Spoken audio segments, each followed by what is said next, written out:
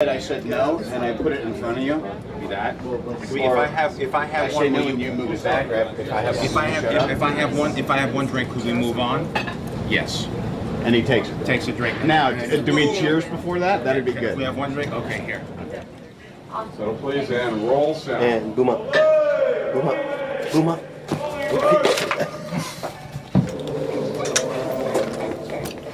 Okay. Ready and action. Honey, I hate it when we fight. Good morning, Mr. Judge, Stark. I'm not mad. I'm just I said I was indifferent. sorry. Thanks. I don't want to hear you. What more You do you don't need than an respect apology? yourself, and definitely know you don't respect me. John recognizes that the script is a skeleton. The comic book is a skeleton. You know, what we are creating is real life, so he allows it to grow and to improv and to become something alive and three-dimensional. I want to be sober, fresh. okay? I know what I'm doing. I live for this. This is business travel. I don't got a throttle between my legs going, you know, what? hopping Just from do my... what you want to do. Just leave me alone. Join me. One drink. To business. I said no. To the future. To the Air Force. Will it get you to shut up? About the time that we cast Robert Downey Jr., I was thinking about the house and trying to figure out what kind of design it should be.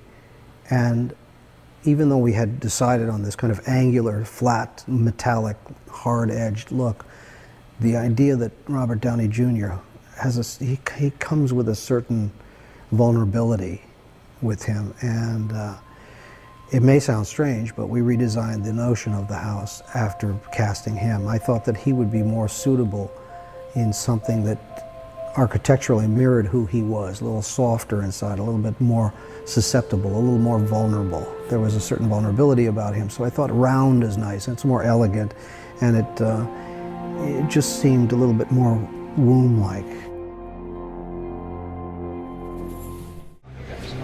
The first half hour of being in the Iron Man suit is like the coolest Halloween you ever had, except you're alone in the trailer before they call you on a set or whatever, or you're getting ready and you just catch a glimpse and you go, that's right, Grandma'd be proud. And then, because it's not really, it's designed for guys to wear, but I'm not a stunt man. And most of the stunt men aren't doing, 65 scenes in the next 3 weeks. Most of them are young enough to not have a teenager at home.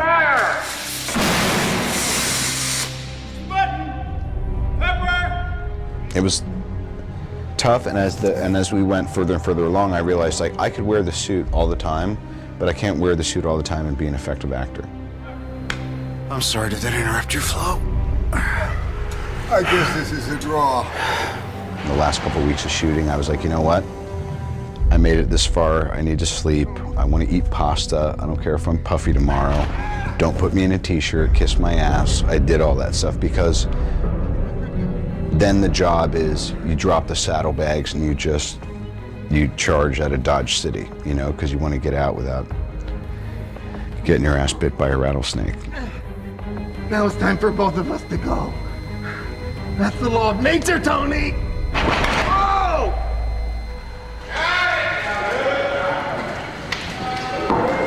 Ladies and gentlemen, on to Las Vegas. That is a wrap. Thank you, everybody. Here we are out in front of Caesar's Palace, the third movie I've done here. And we're exhausted. We're doing a death split, which means you start at midnight and go into the next day. We tried to turn around. Everybody stayed up as late as they could, gambling and partying last night, and tried to sleep all day. I, for one, was not able to sleep all day, and I have to act and direct today.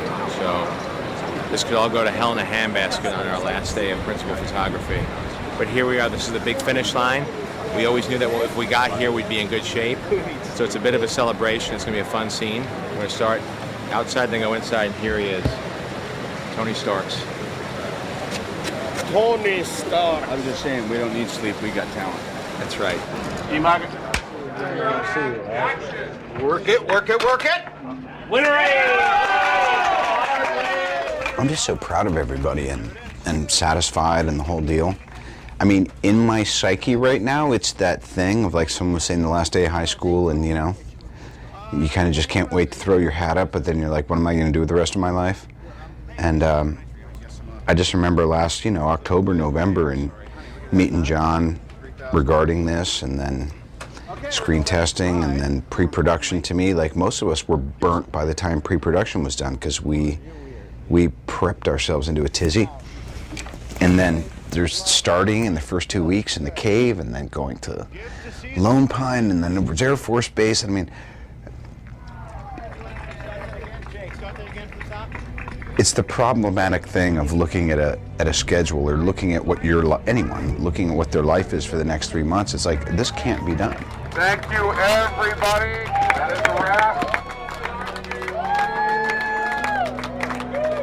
Every movie has its trials and tribulations. We did encounter a snowstorm in the middle of a desert in the cave scene, which was very odd. We did have sets that blew away and blew down, but it actually, the movie gods were with us most of the time. And while it was always daunting, it went fairly smoothly, which was great for our first production, very important for our first production. Ladies and gentlemen, Jon Favreau, director of Iron Man.